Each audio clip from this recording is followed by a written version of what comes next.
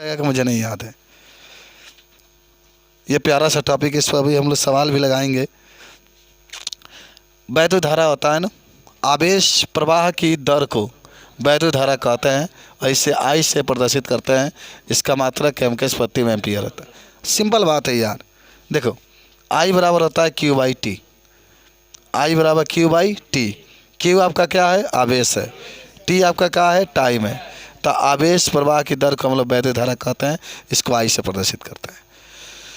और देखो इसका मात्रक एम्पियर भी होता है, इसका मात्रक कूलाम प्रति सेकेंड भी होता है।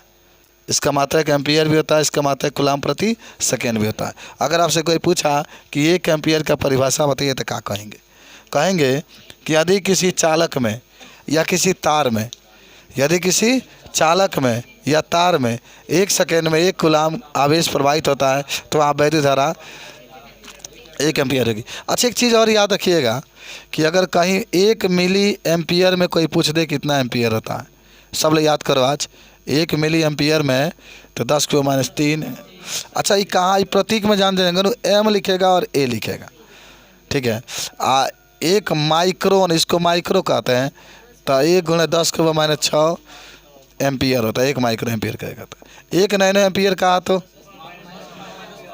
हाँ 10⁻⁻ एम्पियर होता है, ठीक है। अच्छा चलो एक सवाल लगाओ तुम लोग, तब मुझे लगा करके बता। देखो क्वेश्चन जब भी हो ना बहुत ध्यान से पढ़ना चाहिए।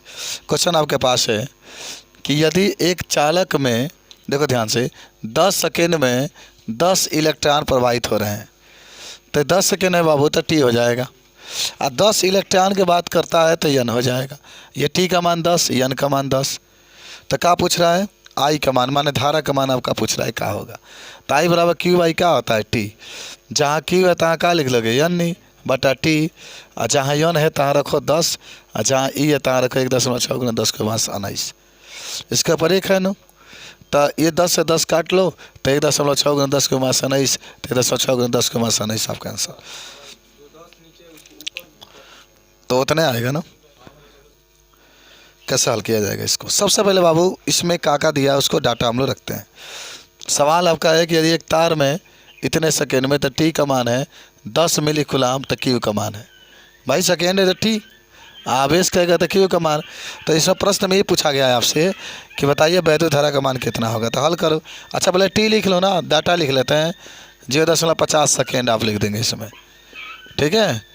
और 10 मिली कूलाम, तो क्यू का मान आप 10 मिली कूलाम तो लिखेंगे, लेकिन आपको याद होगा कि मिली को हटाने के लिए क्या लिखते हैं?